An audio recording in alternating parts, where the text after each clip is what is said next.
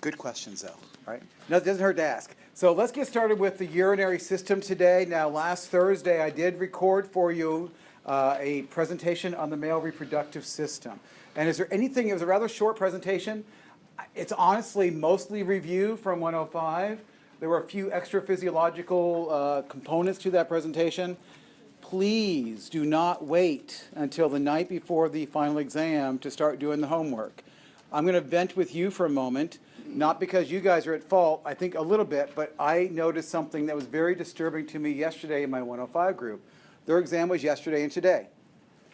And I had, just like I have for you, I had there was 3 chapters of homework due at the time of the exam, right? And then there was a quiz due the day or so before, just like we've been doing here, most often than not. 125 or so people in the class. As of 11 o'clock, the morning of the exam, 99 students had not started one of the homework assignments. That's only 25, 30 minutes long. But they hadn't done their homework assignment. And this was after the quiz. So they'd already turned in the quiz or not turned in the quiz. 55 students didn't do the quiz at all. 99 students hadn't started their homework at all, and it's the day of the exam. And guess what? The exam scores aren't so good. Right? There really, really, really is a high correlation between doing the online resources and success in the course. So please, I choose those questions. I go through and I say, okay, that's important, and I throw out the ones that mostly aren't important. It really is important. Now, there's always going to be a few people who don't do the homework and do well in the exams. That's fine. They're going to lose 5% of their grade at the end. Right? So they're going to suffer in another way. So just do your homework, do it. And what you saw, if you saw my email, I did go through and award up to this point out of the 50 points. Now, more than half the class got the full 50. And there were a few students who had not done much of their homework or as much of the homework. Or maybe you did most of it, but you didn't always get, maybe you only got half of it done. So there will be an opportunity. If you got less than 50 points, there will be an opportunity to increase your grade. So just make sure you do the next 3 homework assignments, chapters 24, 25, and 26. Urinary, acid base, and reproductive. Make sure you knock those out of the park so that you can make as many points as possible, right, if you did not get all 50 points. There were also 12 quizzes. When the last quiz is over with, I'll drop the lowest 2, not until then. So that'll be a grade boosting opportunity. And there's 2 extra credit quizzes in addition to that, if you read my email. So those are truly extra credit. They're not going to be dropped or lowered or figured into your normal 10 quizzes. These are quizzes over content we have not discussed, above and beyond the course, and anything you get on those is bonus points. So those, one of them's due this week, and one next week. So please, take advantage of that. If you know you need a few extra points, please take advantage of it. It's worth whatever time you spend to get those few points. Will you pull questions from those for the exam? No, the final exam is not, the 2 extra credit quizzes are truly above and beyond anything I'll be testing you on. One on metabolism and one on development, right? Above and beyond. So this final exam will only be 24, 25, and 26, urinary, acid-base regulation from 25, and reproductive 26. It'll be very typical as far as an exam goes. So let's get started on that conversation. If anything comes up about the male reproductive system, please ask me those questions as we get started here.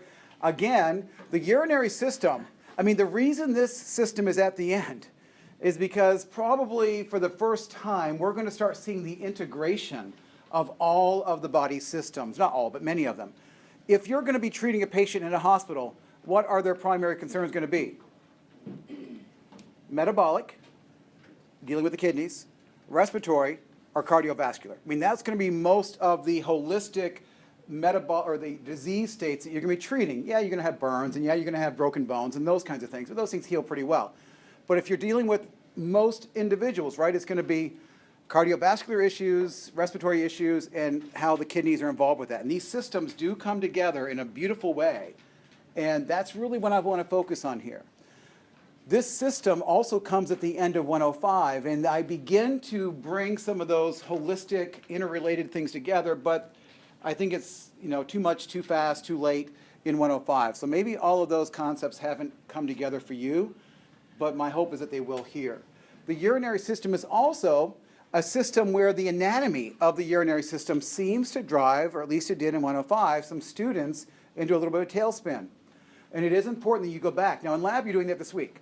You're looking at the urinary structures. You're going to be reviewing the structures of the nephron, and you're going to be reviewing the structures of the kidney. So I feel confident that between your reviewing the first 5 modules and what you're doing in lab, that you will go back over the anatomy of this.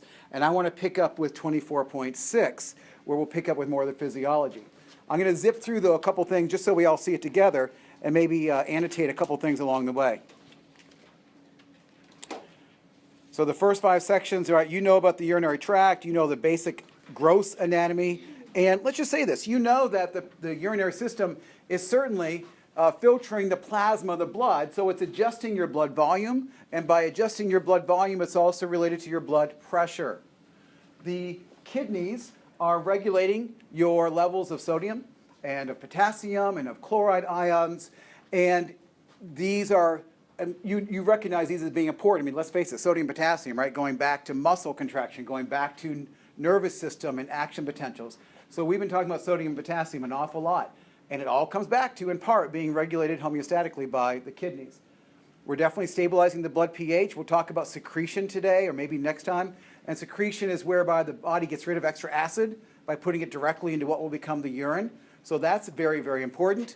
We're also going to not only get rid of the waste products, but we're going to conserve and preserve or reabsorb the nutrients that are needed by the body. So that's a very important function of the kidneys. And finally, removing drugs and toxins and other things, either pharmacologically or things in our diet that our body needs to get rid of, plus all the acids that we're constantly making as part of our normal metabolism. All of that is being dealt with by your urinary system.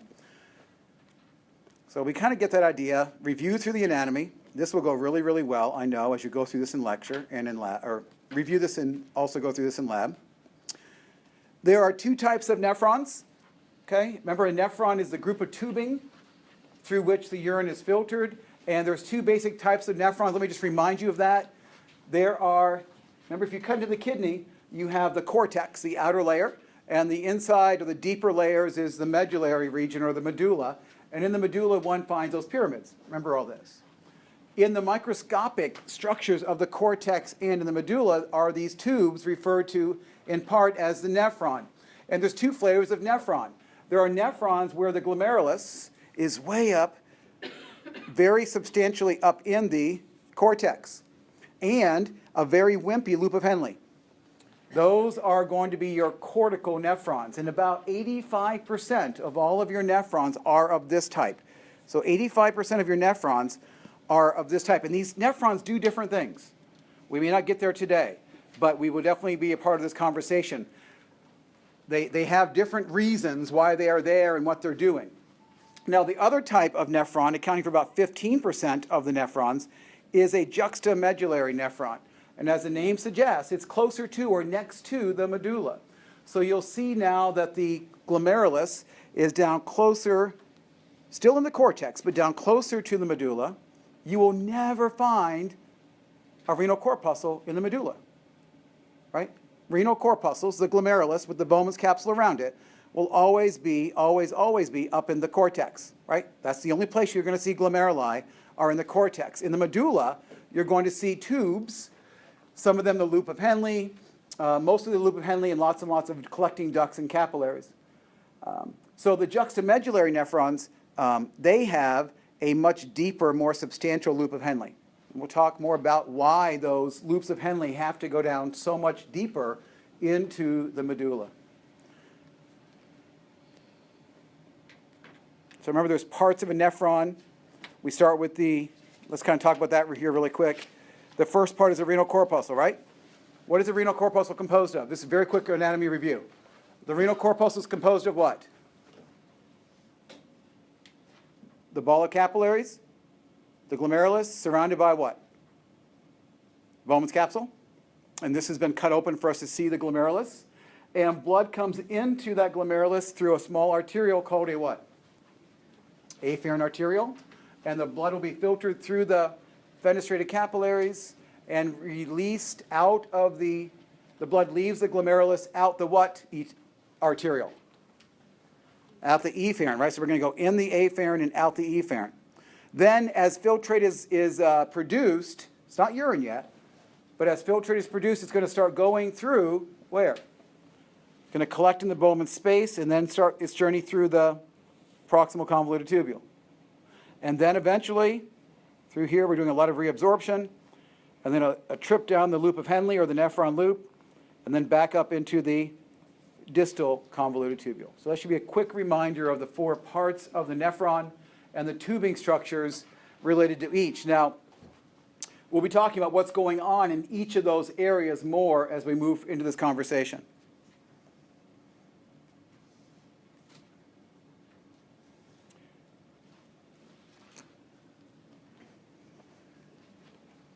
I should say this, going back to this picture. As the blood is filtered in the glomerulus, and about 20 to 25% of all of your blood is going to make its way into the renal arteries, right? Left or right, combination.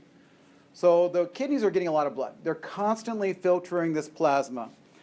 Once the filtrate goes through the tubes and then exits out the collecting duct, it is essentially urine. Now, there's still a little bit of change that can occur in the collecting duct, and that'll be under hormonal control that we'll talk about. But that, in the collecting duct, the only thing that can be removed from the filtrate would be more water.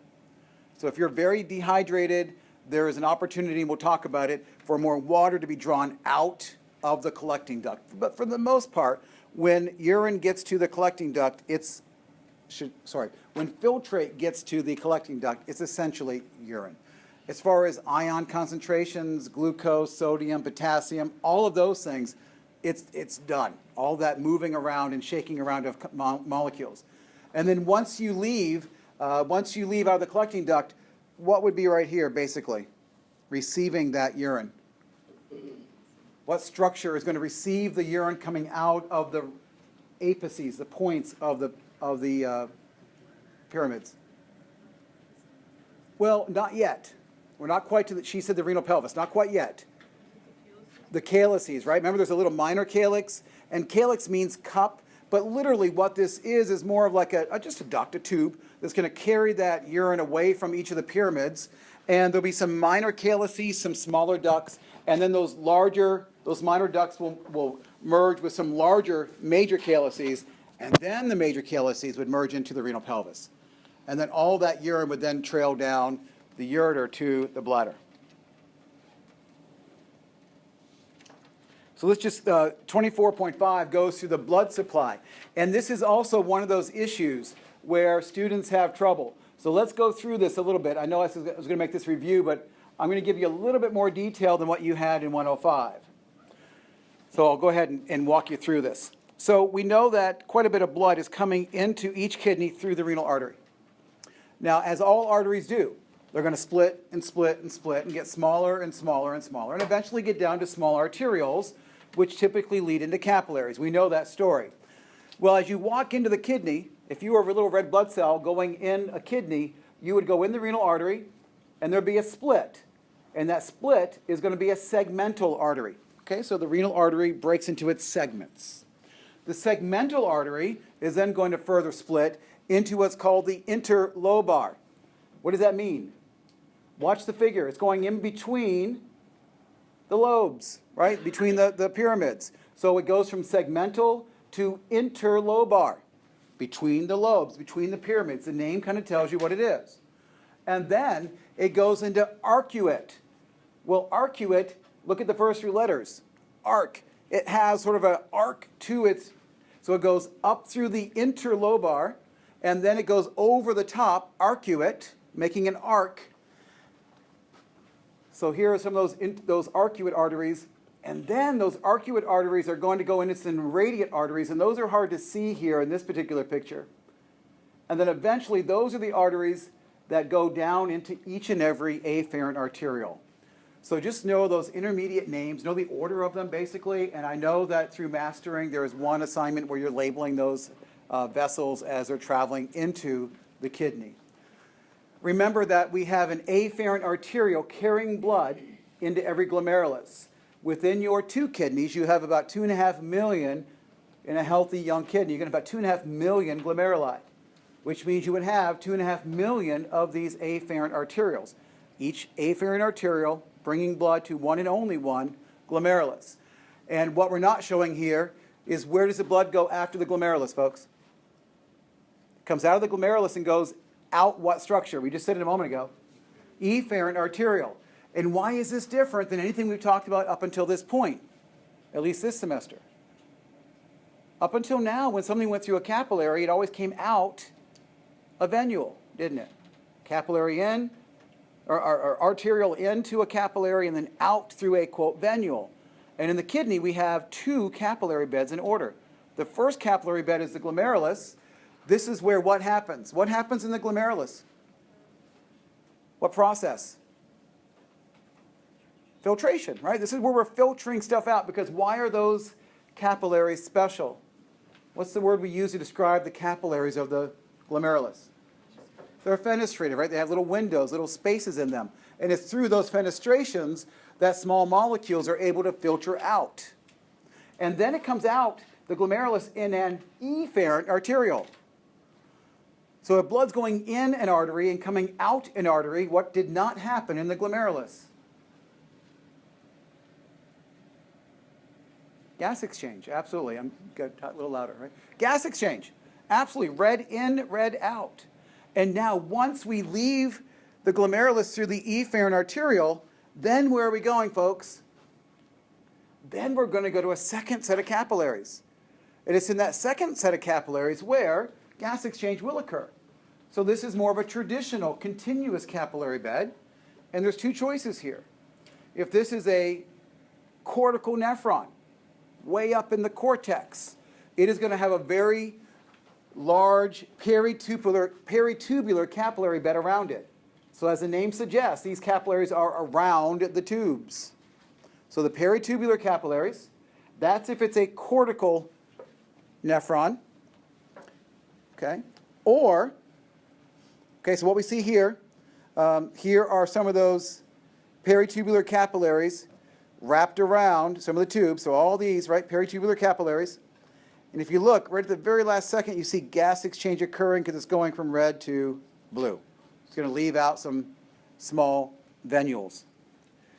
Now, if instead it's a juxtamedullary nephron, there will be additional flow after the peritubulars into a continuation called the vasa recta. Now, what does that word suggest to you? Vas meaning vessel, and rectus or recta meaning straight.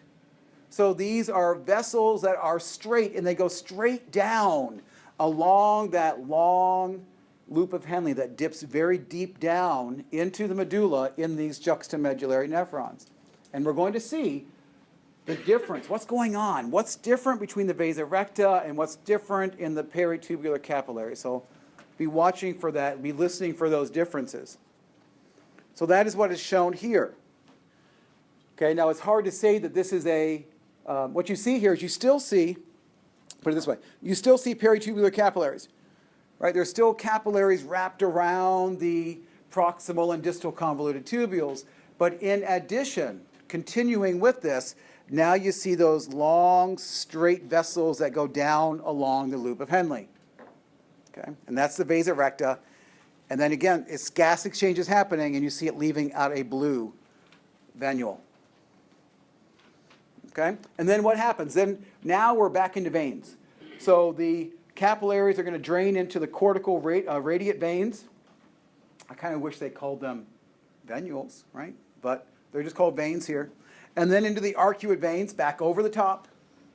And then the interlobar veins, and then out the renal vein. So it's the same story in reverse. Once you know the names of the arteries, the veins are just in inverse order. It won't be a problem. So here we go, right? We're going to come out of the capillaries into the cortical radiate veins, arcuate, interlobar, renal vein. Now, quite a bit of blood goes in, and actually a little bit less comes out, right? What got left behind? Whatever blood went into the kidney, whatever did not come out was left behind in the tubes, right? That will eventually perhaps become part of the urine. So that's just a quick reminder of the overall circulation of blood. And of course, there's also lots of innervation. You know that when the bear is chasing you, for example, right, sympathetic drive, that your kidneys are going to get less blood flow. not turned off, right? You can never turn your kidneys off. The kidneys must keep working. We're always making metabolic acids. It doesn't matter if we're running from the bear or if we're resting and digesting. Regardless, our cells are still making waste products, and our kidneys still must get rid of those waste products. So even in a sympathetic overdrive, when the bear is chasing you and blood is mostly going to your muscles and less blood is going to your kidneys, the kidneys aren't shut down, right? They must continue to work, but they're not working at quite the same rate as they would when you were in a parasympathetic mode. So there are definitely neurons coming here.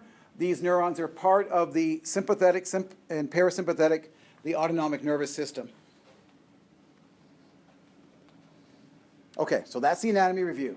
And hopefully that seems not too foreign. Maybe we've got to dust off a few structures, but you'll be doing that in lab this week. What I really want to focus on now are these next sections. This is the true physiology, the processes that are happening. How is it that the kidneys are maintaining the homeostasis? What's involved in the production of urine?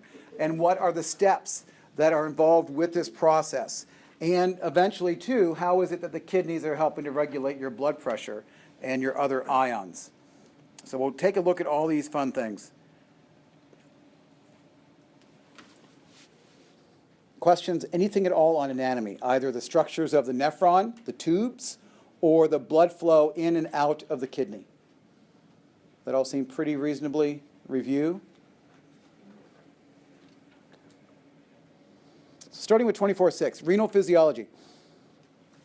So we got to keep our urine within a certain amount of milliosmoles. Now, we haven't talked about those units before, but milliosmoles are basically a concentration unit of the solutes in your urine.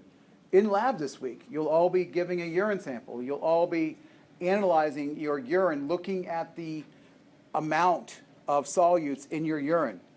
And we don't use those units in the lab, but you'll be talking about specific gravity in the lab, and we'll come back to that. But specific gravity is a measure of how many solutes you have in your urine. Now, the number one thing that we must get rid of is urea. Urea is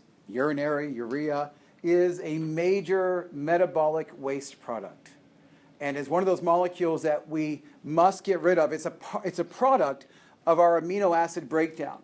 So as we bring in protein, and as those amino acids are broken down and our body makes energy from those, one of the natural byproducts of this is urea. And it's toxic as it increases in our body, in our bloodstream, and our kidneys are the primary way of getting rid of this urea. Another thing that must be gotten rid of is creatinine.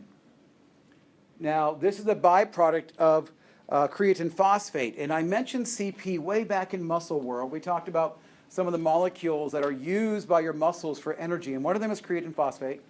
And one of the byproducts, even of normal muscle metabolism, is creatinine. And this is, creatinine, and this is a common marker when one is studying kidney function. So a patient whose creatinine levels are rising, it suggests that their kidney function is not good because their kidneys are not getting rid of this product. So you're here about creatinine and BUN levels, blood urea nitrogen levels, two very critical things that report to the physician.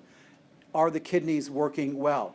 So if this product begins to rise, right, we can measure it quite easily, then we know the kidneys aren't doing their job, and it suggests that there's some kidney issues. And then finally, there is uric acid, also is formed through the recycling of our DNA and RNA molecules. So we see amino acids, proteins, we see metabolic products of muscle, we see our DNA and RNA molecules, uracil, right? I know it only says RNA. Uracil. What's uracil? Remember in DNA, A, C, T's, and G's? And in RNA, instead, there's a T's are replaced by U, uracil. So that uracil is the major, bad boy that's forming this uric acid. So these names all kind of have U in them, right? Uric acid, urea, uracil. So there are some processes that the kidneys are going to do in order to get rid of these metabolic acids, to get rid of these byproducts of metabolism. The first is filtration. You tell me, where is filtration happening? Where's the filtering happening? in the nephron. The nephron is the renal corpuscle, the glomerulus, followed by the proximal tubule, the loop of Henle, and the distal tubule. So where in that process is filtering going on? In the glomerulus, right? Through those fenestrated capillaries. That's where the filtration portion of this is happening. What is pushing that filtration process? Blood pressure, absolutely. So if there isn't enough blood pressure, if your blood pressure is really low, your kidneys aren't getting enough blood flow to push these solutes across the glomerulus. So one of the issues when someone has really, really low blood pressure, not like I feel faint blood pressure, but in a hospital bed, really, really low blood pressure, and you start hearing about people going into multiple organ failure, the kidneys are often part of that list because there isn't sufficient blood pressure to keep the kidneys perfused or keep oxygen and blood going to the kidneys. So they're no longer filtering, are they? And if they're no longer filtering, what's happening to the body's metabolic waste products? They're rising, right? So we've got to have sufficient blood pressure to push the blood through these millions of glomeruli to get these waste products out of our body. So that's the filtration really being pushed by blood pressure, if you will, at the glomerulus. Then there's reabsorption. Reabsorption is what? What's going on?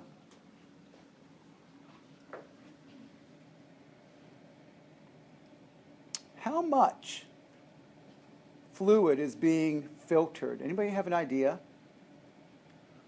If I gave you a number, maybe this will make more sense. The average male, this may be on the next slide, but I'm not sure. The average male is going to filter 180 liters of plasma per day. 180 liters of plasma a day. Ladies, 150 liters a day. How much blood volume do you have? Blood volume. Let's guesstimate. 5 to 6 liters of blood in your body. Of that 5 or 6 liters of blood, how much is plasma? Roughly half, right? Just do rough numbers. So let's just say in the high end, we have 3 liters of plasma in our body. And yet every day, ladies, you're creating 150 liters of filtrate, and guys are making 180 liters of filtrate a day. What does it tell us? That our kidneys are constantly filtering, right? Constantly filtering. And we're creating 150 to 180 liters of this filtrate at the glomerulus. So if we're creating all this filtrate, what must we do? If we urinate out hundreds of liters of fluid a day, doesn't sound consistent with life, doesn't it? So what must the kidneys do? The kidneys are trying to get rid of waste products. So those waste products are being filtered through those little fenestrations. But also what's being filtered through those fenestrations? Water and amino acids and glucose and sodium and many other molecules that we would not want to flush out each and every time. So what must the kidney do? Reabsorb. So it must reabsorb the vast majority of what gets filtered. So it's filtered, and then most of the good stuff is reabsorbed right back into the body. What continues the journey is only now the waste products. Okay. Then the third process, so that's happening all along the tubes. Primarily, we'll come back to this, most of that reabsorption will be happening at the proximal tubule, but there's reabsorption happening along the whole way. And then the third process is secretion. Now, secretion is the opposite of reabsorption. So if you were going to define reabsorption in an easy way, what would you say? Reabsorption is doing what? Taking stuff that got into the filtrate and putting it back in the blood. If secretion is the opposite, what is secretion? Taking stuff from the blood and putting it directly into what will become the urine, into the filtrate. So it's an opposite process, and we'll talk a lot more about this in a few minutes. Yes? If blood were to get through the glomeruli, If blood cells? If blood cells were to get through the glomeruli, can they be no. Can they be reabsorbed? and flushed out? Yes. So you'll be talking about this in lab this week, in fact. This is fine. So in a normal kidney, where the fenestrations are nice and small, Nowhere near big enough for large proteins, nowhere near big enough certainly for white cells or red cells. What did I say is driving the pushing of molecules into the glomerulus? Blood pressure.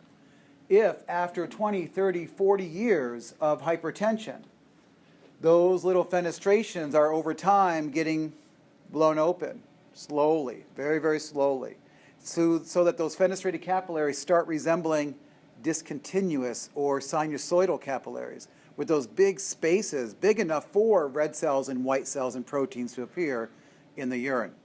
Once those molecules get into the filtrate, they're not going to be reabsorbed. There's no process to get them back in. They're going to continue through to the urine. So tonight and this week in lab, you're going to be doing some chem strip analyses on your own urine as well as on some pathologic urines. And you're going to see one of the cases is that there's a high amount of protein in one of the urines.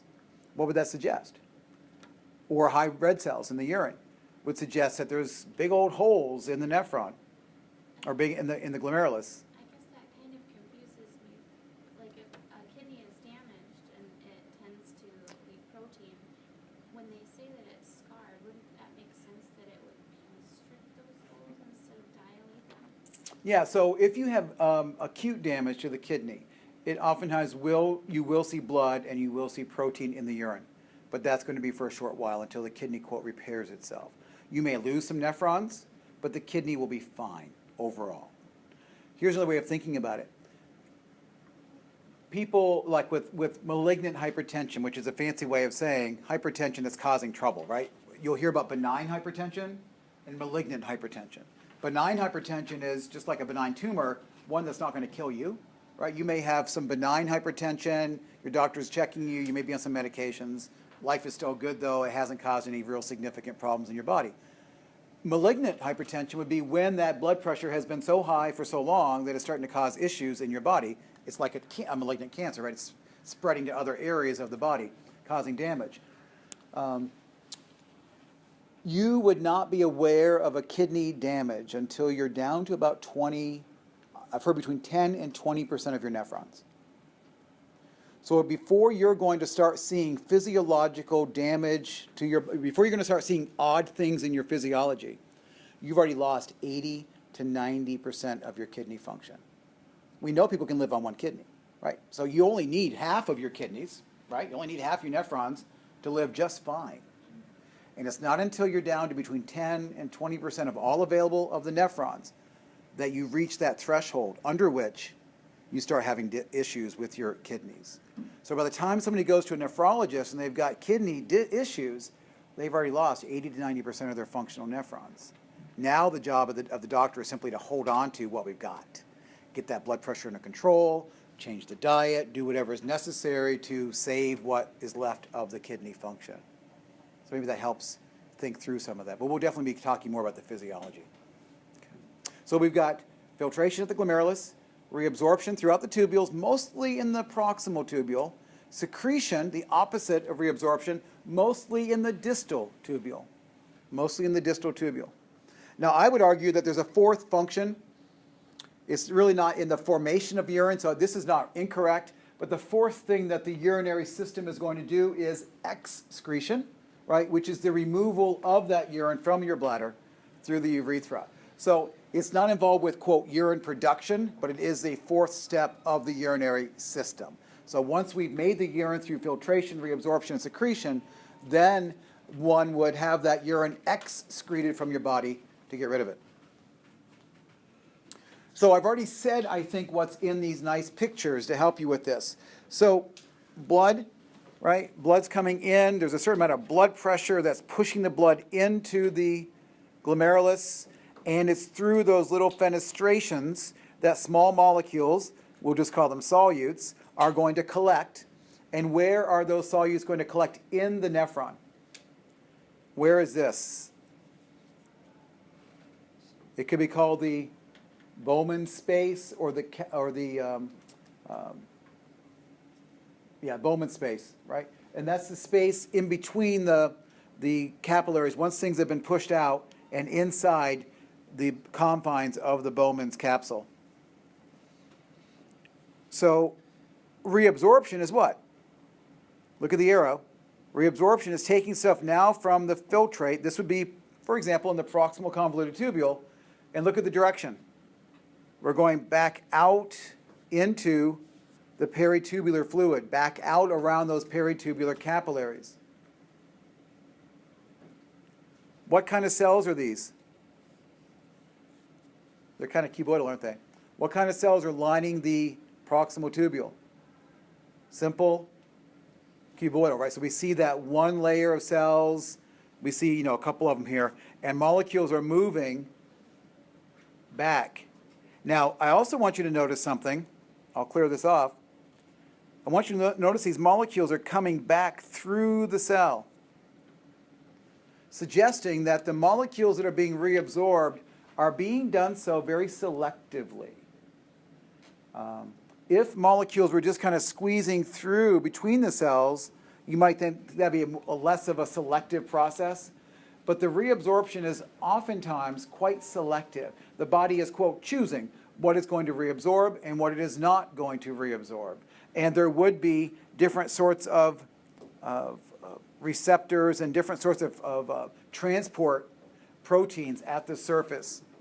And then the third process, just to get our head around it, is now taking molecules that were in the blood and very specifically bringing them back across and dumping them into what will become the urine. Now, let's talk about two key molecules. What's one molecule that you know is highly, if not completely, reabsorbed in a normal physiology? What molecule would be definitely in your blood, but should not be in your urine? Did I hear glucose? Let's use glucose as our example here, okay? Now, there are many other molecules that will be reabsorbed, but you should, I think we all understand that in a normal physiology, we should not have glucose in our urine. If we do see glucose in our urine, it's quite indicative of what condition?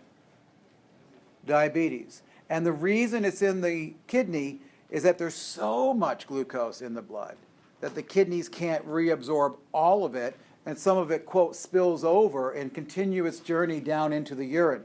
So let's just use glucose as an example, just to get our heads around this. So glucose would be in our blood, right?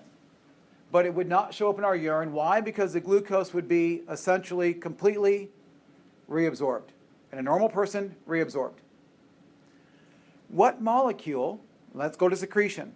What molecule is in high concentration in our blood that we must get rid of in our urine?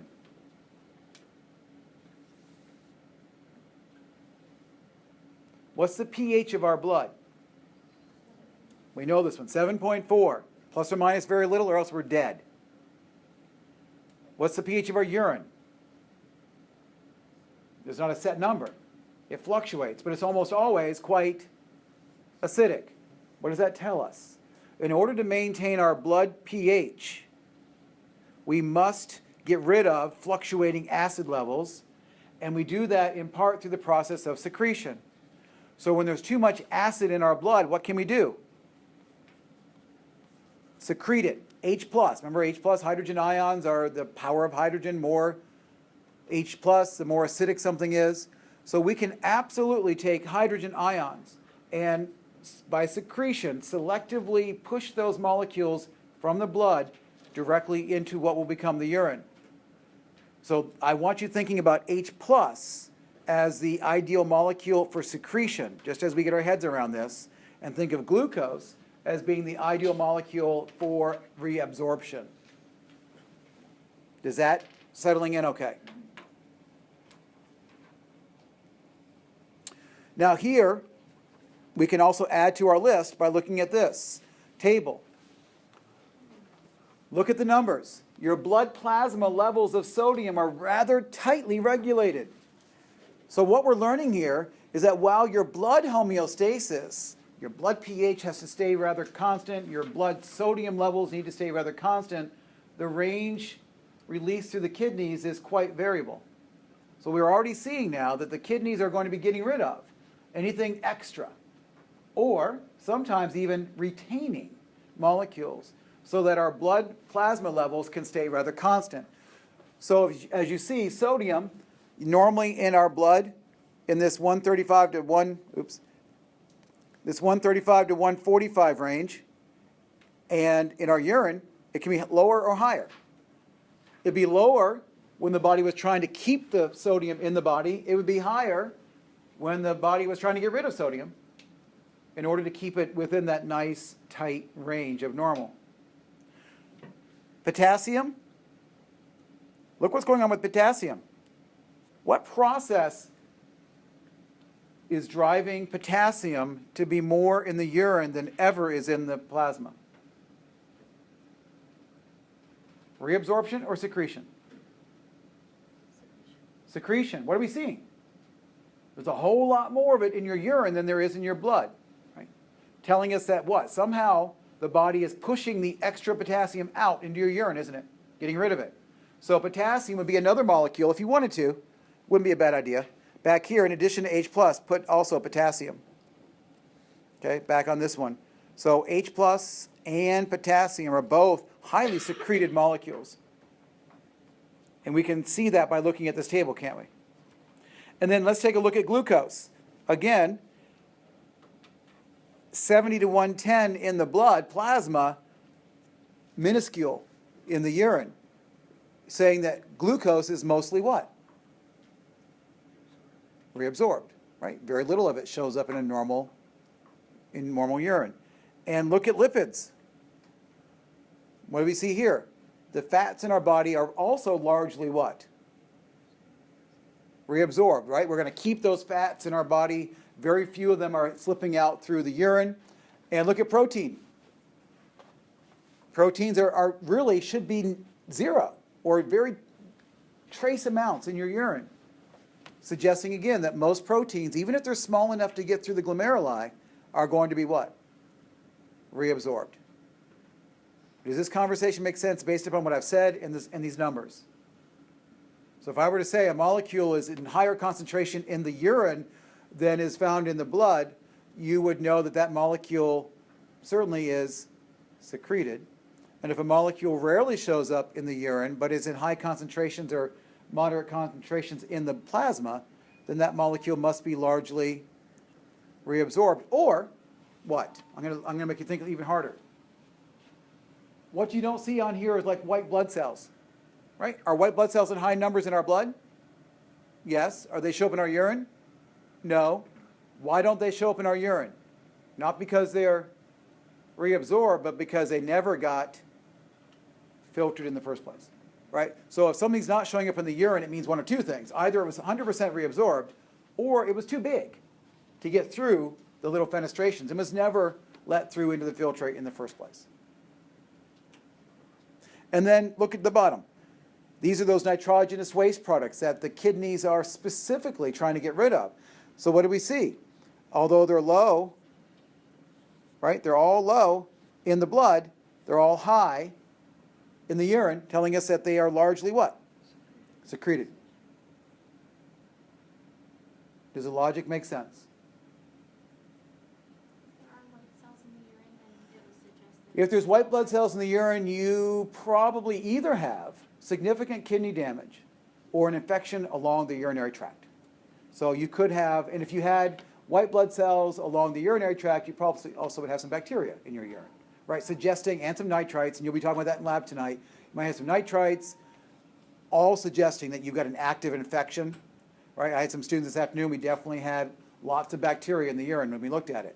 And she told me, yep, I've got a UTI right now, I know that. So that's where you would see that, and she would have, if I looked more closely, I would have also seen probably a lot of white blood cells helping to fight off that infection. Okay, so we're going to be making urine. We're going to be going through these different portions of the nephron. What are the four parts again? The glomerulus is within the Bowman's capsule. We call that collective unit a what? Renal corpuscle. And then after that, what's the next part of the nephron? Proximal convoluted tubule. And then the nephron loop, named after the dude, loop of Henle, Henle. And then finally the proximal tubule. And so we're going to learn about what each of these different regions of the nephron is primarily doing as the urine is formed. So we've already talked about filtration, reabsorption, and secretion. Filtration is only happening at the glomerulus. It's only happening in the renal corpuscle. And then, after that, really, urine is a product of the yin and yang of reabsorption and secretion.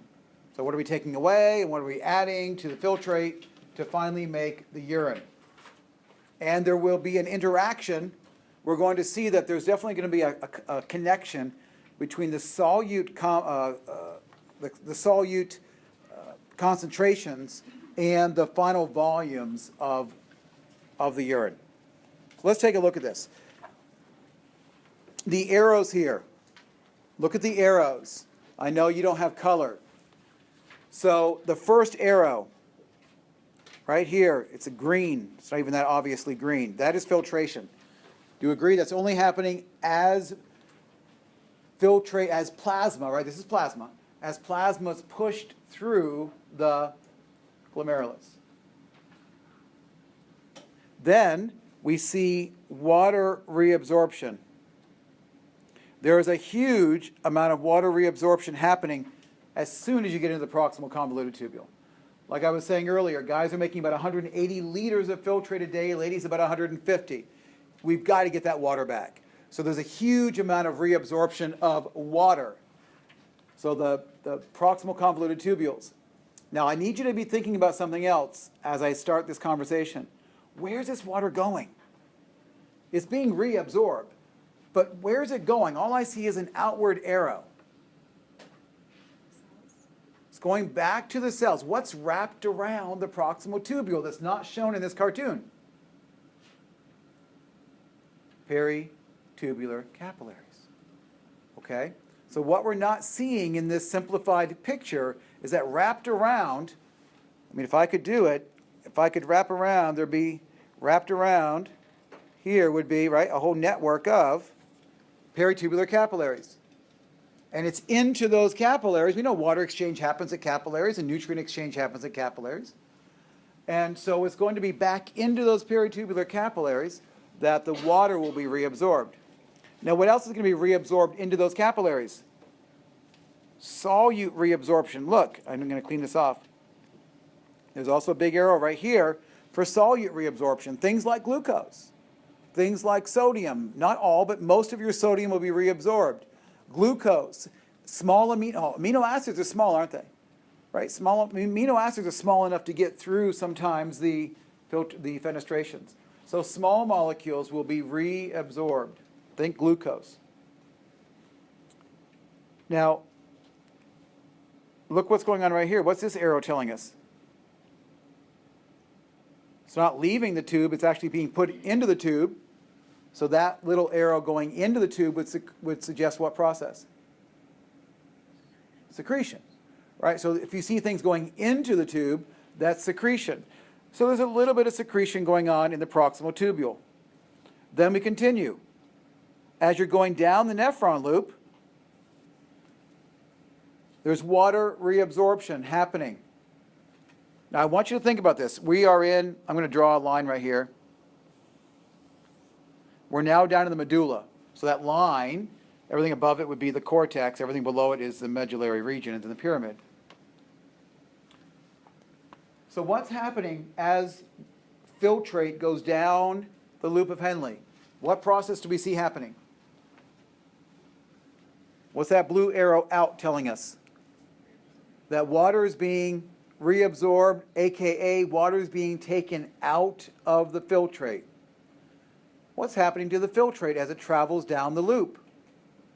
Is it becoming more or less concentrated? If water is being taken out, then the filtrate itself is becoming more concentrated. Yes? And this, down here in the medulla, we're going to see what's causing that in a minute. I'm going to hold your suspense for a moment. Okay? And then as we're coming back up out of the loop, look what's happening. That arrow tells me what? Not water is being reabsorbed, but now solutes are being reabsorbed. Things like sodium are being reabsorbed.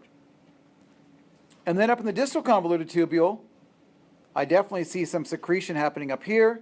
There's still a little bit of reabsorption going on of water and of other solutes.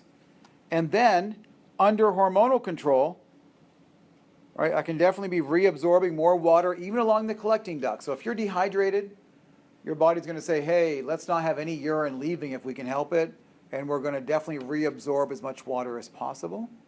And there's even a little bit of solute reabsorption and a little bit of secretion going on also through the collecting duct. So we see all these things are happening. All of these adding and subtracting of solutes is going to eventually lead us to, at the bottom, that yellow area. By now, we're urine. By the time you go through all the nephron and you take away and put things in and leave out of the collecting duct, once you're in that minor calyx and once you are leading down through the calyces and down the ureter, urine's not being changed in any way. It's simply going to go to be collected, stored, and released through the rest of the urinary tract. So that's the big deal. Now this is kind of a reminder of what's going on in the renal corpuscle. So what's the renal corpuscle again? It's going to be the ball of capillaries called the glomerulus. Those capillaries are special in that they are what? They are fenestrated, meaning they have little holes in them. And the blood goes into each glomerulus through what blood vessel? An afferent arterial. And what is not filtered out will leave through an efferent arterial. And what is pushed across that glomerulus now becomes the filtrate. And that filtrate finds itself, if it looked around in the room, it would find itself in that capsular space, or that Bowman's space. Now, there's a couple more parts, and this is brand new for you, about the renal corpuscle that was not brought up in, at all, 105. As a part of the renal corpuscle, there's also the juxtaglomerular apparatus. Now, what does that mean? Juxtaglomerular, kind of next to the glomerulus, there's a thing, an apparatus. It's kind of a weird name. Or a complex. And this is where the afferent arteriole speaks to the distal convoluted tubule. Let me go back and show this to you in the cartoon. You probably, this one doesn't do it. I may have to go way back. Let me look at what's closer, up front or further back.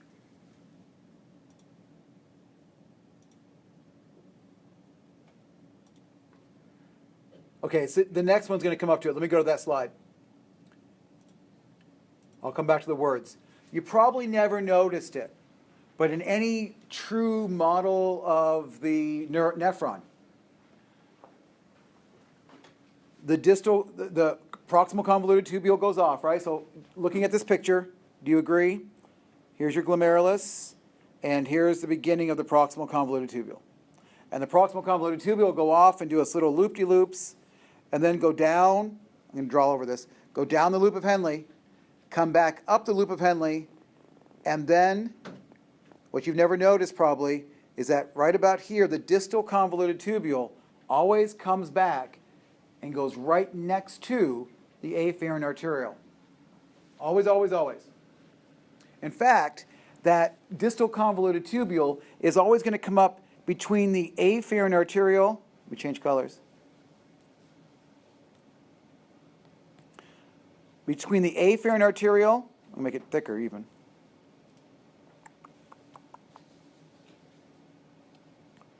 and the efferent arteriole.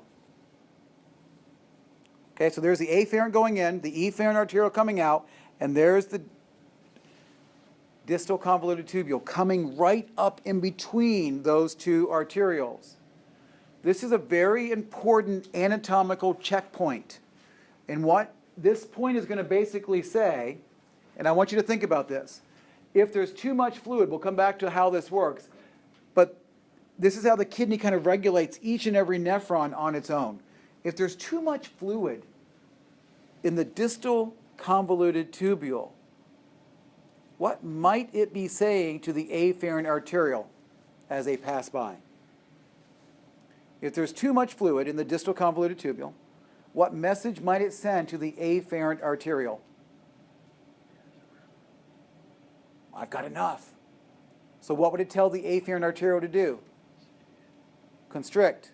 Reduce the amount of fluid going into that particular glomerulus. If instead there wasn't a lot of fluid in the distal convoluted tubule, what message might it send the afferent arteriole as it passes by? Hey dude, turn the spigot up, right? Open it up. I can take more.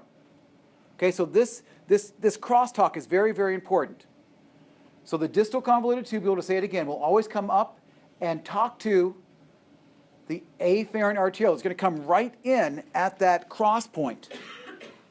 Even up in the lab, as you're looking at this tonight and this week, notice that on the models, the distal convoluted tubule will come up right next to the glomerulus. It's not random. That's the accurate anatomical way that this happens. And this is called the juxtaglomerular apparatus. Here it was called the juxtaglomerular complex. So look what it says.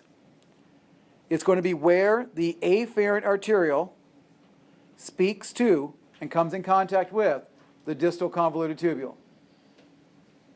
And in this area, there's going to be a hormone released called renin. You may have heard renin, right? This is a hormone. Now, somewhere along the way, you may have heard that the kidney releases this hormone renin, and there it is. And it's released right here in this area,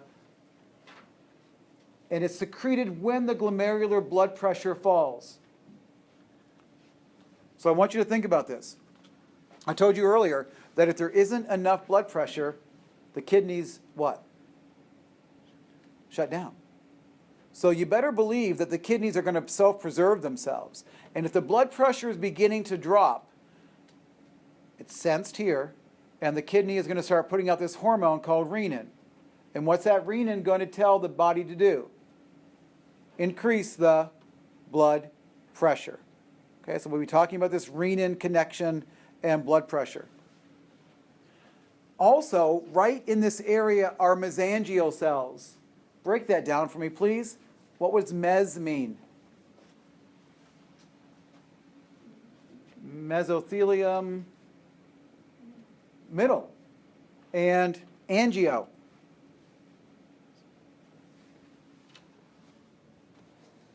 We see mesangio, right? So what would mesangial cells be? Where would they be, folks? In the middle of the angios, in the middle of the blood vessels. What blood vessels? The afferent and efferent arteriole. So right here, where the distal convoluted tubule comes up and speaks to the afferent and the efferent arteriole, there are some cells there called mesangial cells. The name tells us where they are. They're in the middle of the vessels. They're right here at this intersection.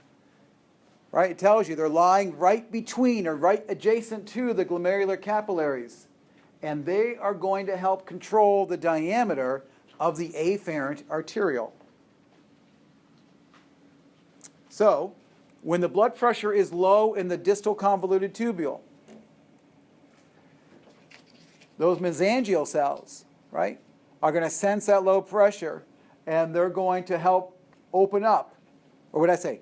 Distal convoluted tubule is too high. It's going to tell the afferent arteriole to do what? Squeeze, slow down the flow in, and if there isn't enough pressure, it's going to tell those afferent arterioles to open up, to bring more flow into each and every nephron. So every one of your nephrons, you got 2.5 million nephrons, and every one of them has its own little control mechanism going on. Right? Every little nephron controls its own business in a way. And this is kind of cool. If you talk to a nephrologist, kidney specialist, they will think of the kidney as being one big nephron. Right? They'll think of the kidney filtering and reabsorbing and of secreting.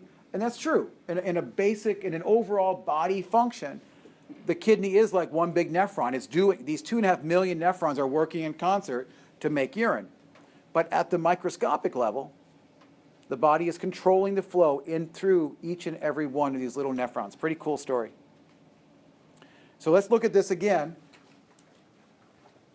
And let's find these cells. So again, this is the loop of Henle coming up. And now, I always think of this is my rule of thumb. To me, the loop of Henle becomes the distal convoluted tubule at this place. Right? If there's any doubt in your mind, where does the loop of Henle stop being the loop of Henle as it comes back up, and where does it become the distal convoluted tubule?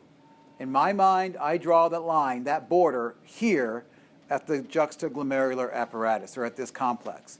So I always say that just before this, it becomes, quote, the distal convoluted tubule. And the distal convoluted tubule is coming in directly in between the efferent and afferent arterioles. And then look, if you look carefully at this figure, there are some cells right in here. I know they're hard to see, but there they are. They're called well, they're not even labeled here. They're called the mesangial cells. They're labeled down here, mesangial cells. But right here in that little area, in the middle of the arteries, right? In the middle of the vessels, there's little mesangial cells right there.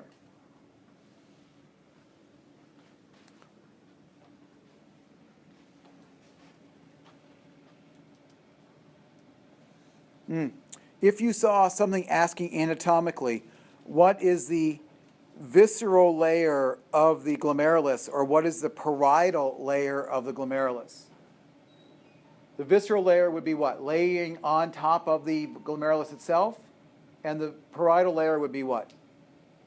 Lining the inside of the Bowman's capsule, right? So if you see that parietal layer versus visceral layer, that's what it's referring to.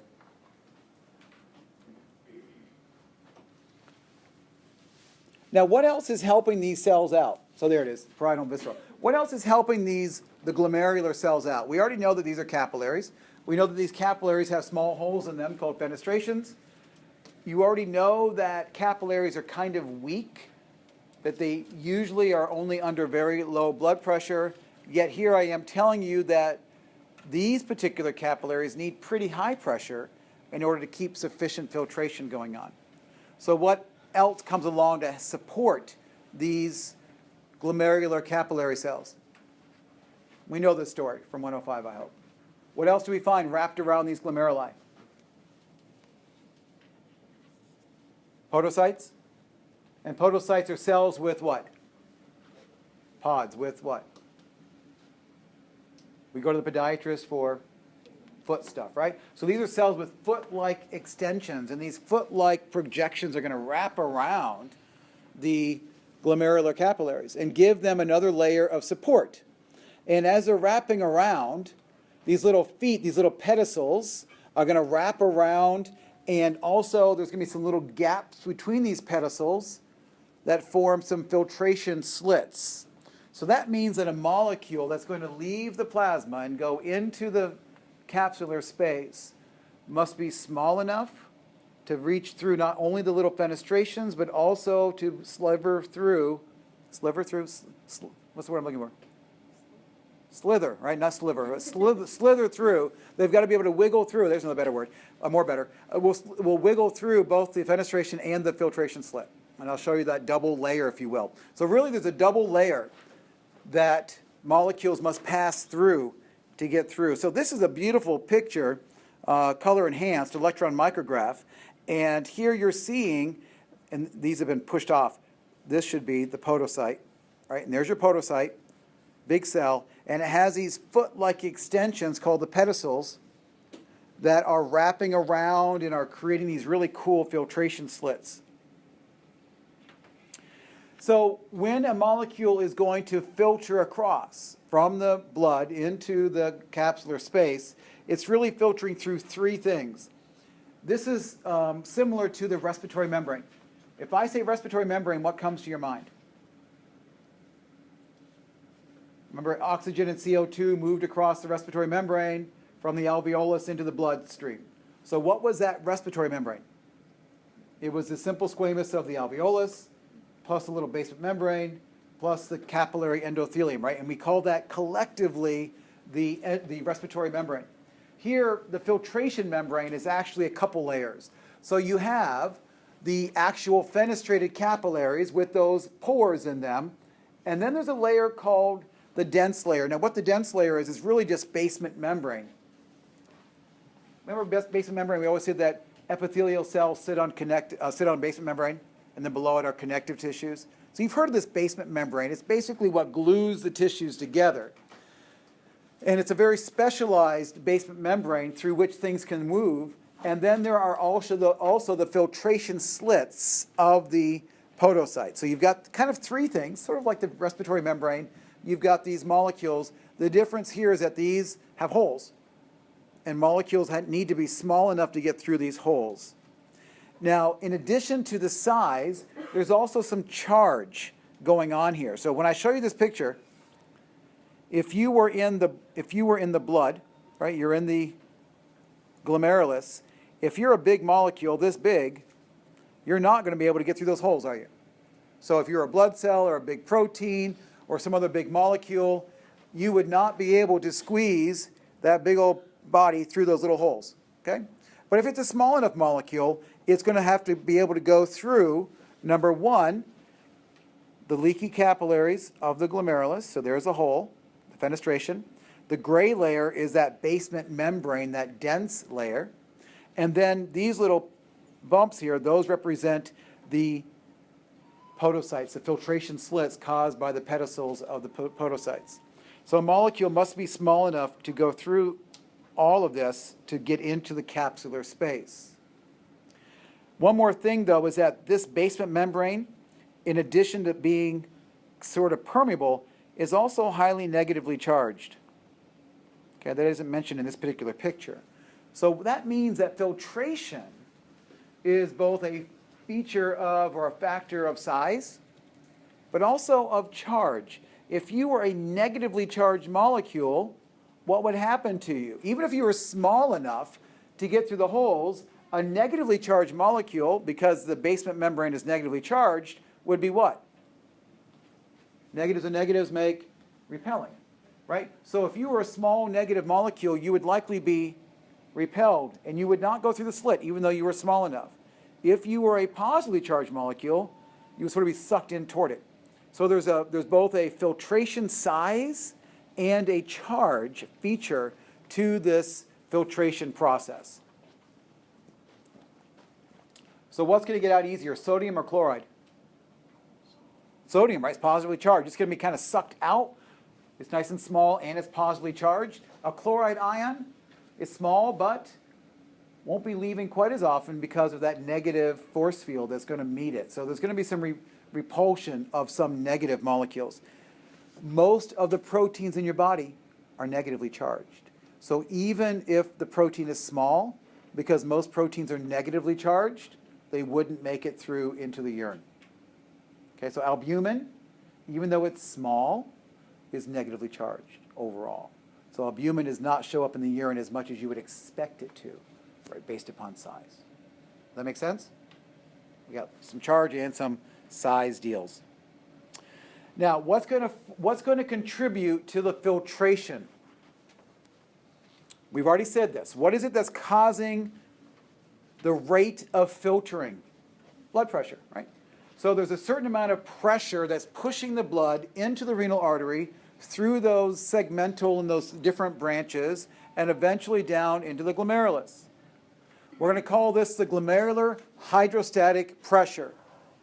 Hydro, water, right? The plasma has a lot of water in it. So this is the water pressure, if you will, bringing the blood into the glomerulus. The higher this pressure, the more that would be filtered. This is going to tend to push water and small solutes out of the plasma and into the filtrate, right? It's going to cause more filtration to occur. The average GHP is around 50 millimeters of mercury. It's a fair amount of pressure coming into a capillary bed. If this were a regular capillary bed somewhere else in your body, 50 would be high. You wouldn't want blood coming in at 50 millimeters of mercury into most of your capillaries because it could destroy the capillary cells. But remember, these cells, these glomeruli have those extra podocytes, right, giving them an extra layer of protection from this higher pressure. Now, there's going to be also a colloid osmotic pressure. This, if you're right next to the solute suck, it'll help you.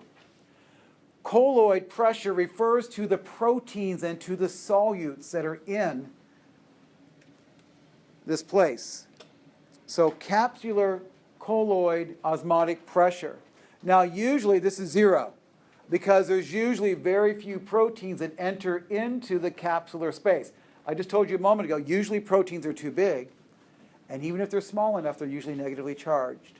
So very few proteins get into the capsular space, and therefore very few proteins get into your urine. We'll put all this together. And then there's a blood colloid pressure, or osmotic pressure, and this is the pressure due to the materials in the blood. Now, we've talked about this before in passing. If there is a lot of protein in blood, think albumins, where does water want to go? Solutes suck. So wherever there's lots of solutes, where there's a lot of proteins, water will be drawn that way. Blood colloid pressure is basically trying to hold on to the water. Don't let go. So there's this balancing act going on here, and this is usually around 25 millimeters of mercury. This is going to oppose filtration. So these numbers are all going to work together. And then finally, there's going to be a capsular hydrostatic pressure. This is also opposing the GHP, and this is going to tend to push water back into the plasma. And this is usually about 15 millimeters of mercury. And this is basically resistance of filtration. Now, collectively, what we're going to put together with all these 4 numbers is the net filtration pressure. That is, how much pressure is actually working to push the plasma across the glomerular capillaries. And it's going to represent the sum, just add them up, of the hydrostatic pressure and the colloid osmotic pressures. And typically, it's only about 10 millimeters of mercury. There's not a whole lot of pressure. By the time we subtract and add these pressures together, there's really not that much pressure pushing the substances across the glomerulus. Now, if this does rise, though, right, if the pressure gets too high, then we can start having, over time, damage to the kidneys. Let's put these pressures all in one big figure and make sense of this. There's arrows here that help you with this. So this represents, this wrench here, right, represents one glomerulus. And we're not looking at individual capillaries, but we're looking at the entire capillary bed as sort of a single structure. So this represents the Bowman's capsule, and then the proximal convoluted tubule heading this way, and this represents the collection of all of the glomeruli. So now that we have that bearing. Now what's coming in? There are proteins certainly, and all sorts of molecules certainly in your plasma. And much of it is going to be pushed by the blood pressure from the glomerulus into the Bowman space. 50 millimeters of mercury. That was the primary force of filtration. But what is opposing that? There's also 25 millimeters of mercury and 15 millimeters of mercury pushing backwards. And so we've got some pushback. Part of this pushback is from the solutes themselves in the blood. Remember, solutes suck. So even though there's pressure pushing the water to the right, there's the desire, if you will, of the blood not to let go of that fluid because of the oncotic pressure sucking the water back into the blood. And then there's also going to be some pushback of pressure pushing back because there's fluid buildup here, so there's always going to be some negative pressure going that way. Basically, if you just take the numbers, you got 40 going to the left, you got 50 going to the right. That leaves us with a net pressure, what's actually forcibly coming through the glomerulus, at about 10 millimeters of mercury. Okay, so you're looking at about 10 net, and that is the net pressure. Net filtration pressure, NFP, 10 millimeters of mercury. It's not much, is it? So there's a lot of control here in how much pressure is coming into the glomerulus. So look at those numbers, read through them, put them on this chart, think about which way they're going, and formulate. But really the bottom line is that you have 10 millimeters of mercury bringing the plasma across the glomerulus. I'll stop there and entertain any questions. Go back to that figure. Anything in there that is giving you trouble? That one's just a matter of looking at the words. There's 4 pressures here. Only 3 are shown on here because one was usually 0. Right, so one sib was normally 0, so it's not shown in this figure, so it wouldn't have an arrow one way or the other. 3 of them had a substantial number, and they're all represented on this graph, on this image. If you break it down, it'll make sense what each of those pressures are. I find these words kind of cumbersome, right? The osmotic pressure, the colloid pressure. Colloid, just in your head, think that's the protein, that's the solute stuff, and that's what's holding filtration back. And the hydrostatic pressures are what's pushing across filtration or opposing it. Let me put this all together to introduce the GFR, the glomerular filtration rate. This is a big deal. This is a big deal in your overall physiology. This is a big deal in the clinic. If someone's kidneys are not working well, we can't look at each and every nephron, right? And we know that if people have kidney damage, they've already lost many of their nephrons anyway. They're working at a 10 to 20% of their nephron function anyway. So instead, we're going to look at the whole body as being, like I said, one giant nephron. And we're going to be looking at the glomerular filtration rate. Basically, the amount of filtrate that's produced by the kidneys each minute. And there's that number I gave you earlier, right? About 180 liters a day of filtrate. Right? The GFR, the glomerular filtration rate, about 180 liters a day for guys, a little bit less for ladies. And 99% of that is reabsorbed because how much do we urinate, guys? Ladies? Guys is a general term. Right? How much do we urinate on average in a day? Let's say for easy numbers, 1.8 liters. Right? So that means what? 1%, right? We're going to reabsorb 99% of this fluid that just crossed across. And we're only going to let go of about 1% of that 180 liters, right, in a day's time. So we got to understand that reabsorption is hugely important. So what is it that's going to drive this glomerular filtration rate? What is it that tells our body to filter 150 to 180 liters of filtrate a day? Number one, autoregulation. Autoregulation is what I was talking about before, how each and every glomerulus talks to the distal convoluted tubule and sets up they talk to each other. And each and every nephron is auto-regulating at itself, right? Self-regulation, that's what auto means, self. It's regulating its own flow. But then there's also, when auto-regulation isn't enough, there's definitely also central regulation. Now you're thinking, okay, the endocrine system's going to come in and talk through hormones, and the nervous system's going to come in and talk through some action potentials, some neurons. From the neural response, we've already said this story. What's controlling more or less GFR? Sympathetic, parasympathetic. When are you going to have more filtration across the glomerulus? Rest and digest or fight and flight? When are you going to have more filtration going on? Rest and digest, right? Parasympathetic.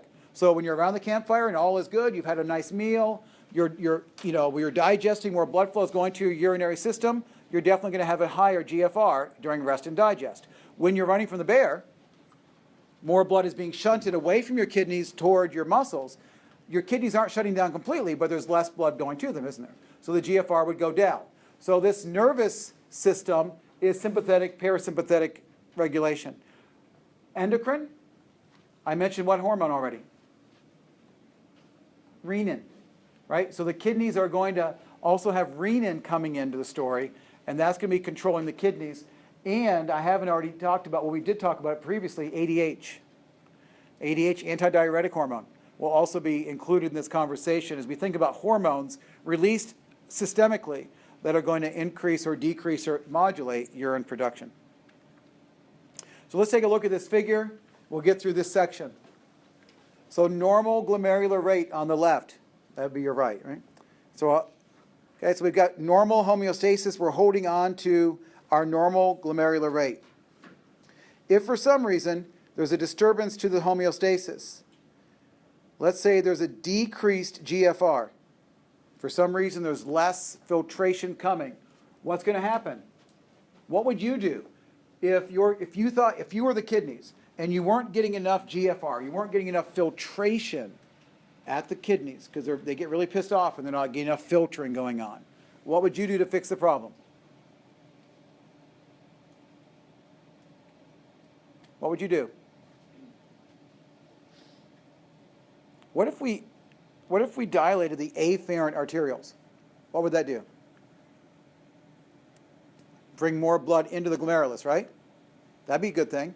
What if at the same time I constricted the efferent arterioles leaving? That's the blood leaving the glomerulus, isn't it? If I open up the floodgate in and I close the door off to get out, what's going to happen to my filtration rate? It's going to go up. That's exactly what's going to happen here, guys. We're going to have control. Because guess what's around those afferent arterioles and the efferent arterioles? Some smooth muscle. And that smooth muscle can be regulated to squeeze or to relax. And we're also going to contract those mesangial cells. And collectively, we're now going to increase the glomerular pressure. If that's enough, fine. We're fine. Okay? And if that's enough, then we have fixed it pretty much under a local response. Because this stuff is local. This is what's happening when the distal convoluted tubule comes back and talks to the afferent arteriole at the juxtaglomerular apparatus. That's autoregulation. So this is happening, right? This little bit of constriction and relaxation of the efferent and afferent arterioles, that is autoregulation. You don't see any hormones here, and you don't see any nervous system here. So if that is enough to fix it, then yay, we've restored our GFR through autoregulation. If, however, that is not enough, then we're going to go out and ask for more backup, right? We're going to ask now for the nervous system and for the endocrine system to back us up through central control and kick in some hormones and kick in some nervous system signals. So this whole area, I'll finish up with this. What do we call this area right here where all this magic is happening? This autoregulation. It was called the Juxtaglomerular Apparatus. Okay? And what is it? Anatomically, it's what? Distal convoluted tubule coming up right in between the afferent and efferent. And right in between, what were those cells? Mesangial cells. So that's called the JGA, right? The Juxtaglomerular Apparatus. That's all about autoregulation. And that's what the kidneys will do, nephron by nephron by nephron. And then we'll kick into other control. So what I'll do is I'll review this with us. We'll pick up here. And then we'll go into what the kidneys are going to do if we need some backup from the nervous system and from the endocrine system through central regulation.